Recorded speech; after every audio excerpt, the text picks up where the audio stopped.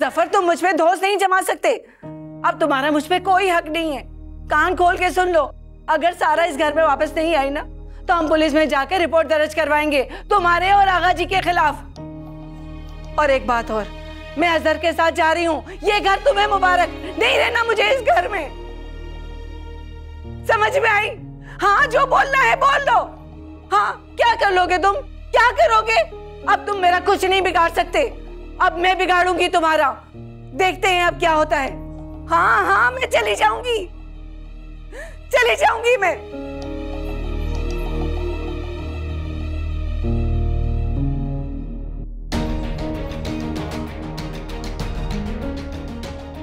क्या हुआ अम्मी, आपने तैयारी कर ली? क्या हुआ अम्मी? तुम्हारे अब्बू का फोन था, बहुत गुस्सा कर रहे थे। अम्मी आप उनका फोन नहीं उठाएंगी?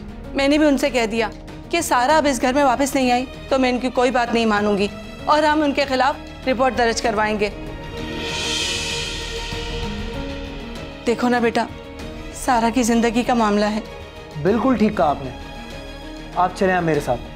चलें अम्मी।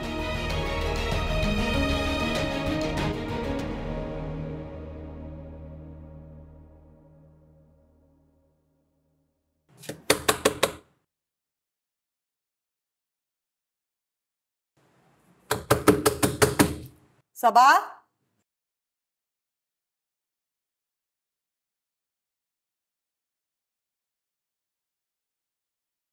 क्या बात है बेटा, कब से कमरे में बंद हो?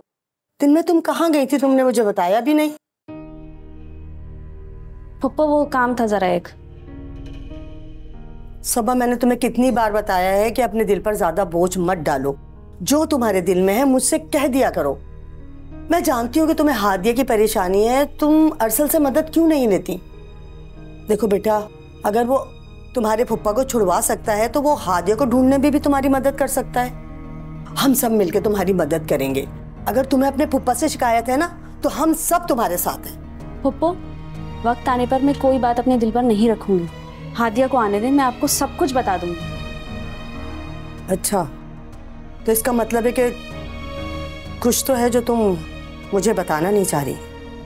और हाँ, कल मैंने अरसल को बुलाया था। मैंने सोचा तुम्हें बता दूं, लेकिन तुम्हें परेशान देखकर मैंने मुनासिब नहीं समझा। सबा, मैं अब तुम्हारी जिंदगी में खुशी देखना चाहती हूँ। आपने अरसल को बुलाया था, कोई काम था आपको? देखो बेटा, मैं तुमसे पहले भी पूछ चुकी हूँ, अरसल तुम्हें पसंद है? पप्पो, आप गलत समझ रही हैं। मैंने आपको पहले भी बताया है, मेरी जिंदगी में इस वक्त सिर्फ और सिर्फ मेरी बहनें मेरे लिए इम्पोर्टेंट है। सबा, मैंने अरसल से तुम्हारे लिए बात की है। मुझे ये जान के बहुत खुशी हुई कि वो तुम्हें बहुत पसंद करता है। अगर तुम्हारी शादी अरसल से हो गई ना तो मेरे दिल से एक बहुत बड़ा बोझ उतर जाएगा। पप्पो, आपने मुझसे पूछे बगैर क्या किया है? सबा, मैं तुम्हारे भले का सोच रही हूँ। मैं चाह रही हूँ कि मैं अरसल के माँ बाप से तुम्हारे लिए बात करूँ। देखो बेटा, अरसल अब हमारी फैमिली का हिस्सा है और ये बात कान खोलकर सुन लो कि अच्छे लड़के अच्छी फैमिली बार बार नहीं मिलते। पप्पो, फिर आप अपनी मर्जी मुझ पर थोप रही हैं। तो मतलब ये कि तुम्हें अरसल पसंद नहीं है? पप्पो, पसंद या नापसंद की बात नहीं है। मेरी जिंदगी में क्या चल रहा है आपको कुछ नहीं पता अभी। आप कैसे इस तरह सोच सकती हैं मेरे बारे में? सबा बेटा, ऐसा क्यों सोच रही हो? जब हादिया मिल जाएगी ना, जब भी हम आगे बात बढ़ाएंगे। पप्पो प्लीज, मैं अभी इस मौजू पे और बात नहीं करना चाहती।